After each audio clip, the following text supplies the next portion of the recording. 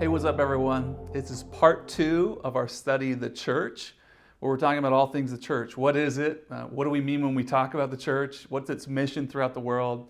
And in our last teaching, we were talking about what the church is, talking about how at its root, at its core, no matter what we say when we talk about church, the church has always been a people.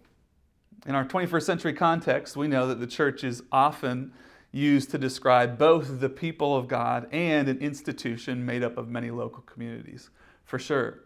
And we see why, because what happened through the first century, as it happens with all long-term movements, Jesus followers created leadership structures and organizational convictions and liturgies and creeds. They all helped to define who they were and to help them better accomplish their commission from Jesus. As any movement grows, it develops structures to assist the movement in accomplishing its mission. And this is true for the church as well. We stepped into that a little bit in our last part, talking about this dynamic between the institution of the church and the people, the organic church, and trying to ask the question, what is going on here? Why are things important? And in this session, we just want to dive straight in to what's happening. So come along with me, take some notes, write some things down, and we're going to talk about what the purpose of the church truly is. It's true for all of us, is some of us, if it's not yourself, you know somebody who is skeptical of the institutional church. And we've all had friends who were like, I am not going to church with you, right? We've all had friends like that, where you invite them, you keep asking them, like, I am not going to church. Like maybe they've seen a church building or they've been a part of a program in the past. It has a connotation. The organization itself, people are often turned off by the church. And maybe some people just want to go off and meet God in the mountains and live their own private kind of spirituality on their own. This is natural to be skeptical, or maybe I don't know if I really want to be a part of this. It makes sense because unfortunately it is true that many organizations, many church organizations, have been guilty of corruption or unethical practices, right? And just as the people of God can easily be susceptible to sin, so too the institution has plenty of blind spots and imperfections and selfishness, maybe deep-rooted selfishness at times. And when the organizational structure, right, the institution and the structure of the church is corrupt, the people of the church are the ones who end up getting hurt. The model is imperfect, that's for sure, but where does that leave us? Where does that leave us when it comes to the institutional church? Should we call it quits or say, see you later? Is the institution of the church helpful or hurtful? And as we begin, I think an important thing for us to remember is that the institutional church is a system and a structure designed for a purpose. We read here in Hebrews chapter 10, verse 25, we read a couple weeks ago, it says this, let us not neglect our meeting together as some people do, but encourage one another, especially now that the day of his return is drawing near. As useful and important as institutions are, we have to not forget first that they exist only to foster the incarnate human connections through which the work of God is ultimately accomplished. That is to say that the church as an institution exists as a structure to help connect us and encourage one another. It's designed to support our growth as individuals who follow Jesus and to support us and equip us in the acting out of Jesus' mission throughout the world. And this means a few things for us, I think, in the 21st century church in America. It means, one, we need gatherings of the church. We need to gather with one another. And I think it means something else. At the same time, the institution is not responsible for my spiritual formation. The organization can't be where I focus all of my energy as a Jesus follower. It can't be where I place blame if I'm not becoming more like Jesus. And it's not responsible for reaching my friends with the gospel or teaching my children to love God. The institution exists simply to support my journey and the journey of our community. Some time ago, researchers conducted a church study asking a simple question, what aids a person's faith the most? And the top 4 responses they received from people were personal Bible reading, prayer and meditation, meaningful relationship with a friend or mentor, and regularly serving others. And what I find interesting about these findings is that none of these practices require large or beautiful buildings.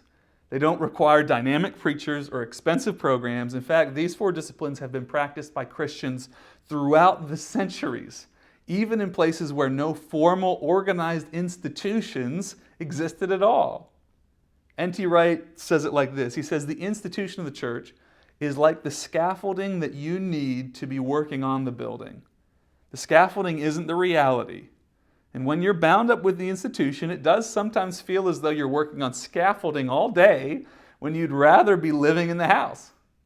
Understood this way, the gatherings of the church are essential to the advancement of God's mission in the world and an indispensable component of our spiritual formation. The organization of the church has a vital and undeniable role in our formation and our equipping. But at the same time, the church institution cannot be the only source for our development as Christians, and it cannot encompass the entirety of our life with God. If I had to explain the mission of the institutional church or the church as an organization, I'd say it like this. The church institution exists to support the spiritual formation of God's people and to equip the people to live out Jesus' mission throughout the world. Now that we've touched on that dynamic a little bit, it brings us to the question, if the structure and the institution of the church, it's like scaffolding to simply aid God's people in accomplishing His mission, what is that mission? What is the mission of the people of God? I think if we ask that question, I think chapter 4 of Paul's letter to the Ephesians is one of the most important for understanding the connection between Christ's mission, the church, and its leaders. Paul says, now these are the gifts Christ gave to the church. The apostles, the prophets, the evangelists, and the pastors and teachers, their responsibility is to equip God's people to do His work and build up the church, the body of Christ. In other letters, Paul writes about spiritual gifts like teaching, healing, prophecy, and hospitality, but he does something a little bit different here in Ephesians. Rather than listing behaviors here, he lists people. Paul says Christ has given His church the gift of leaders, and their purpose is explicit: to equip the saints for the work of ministry.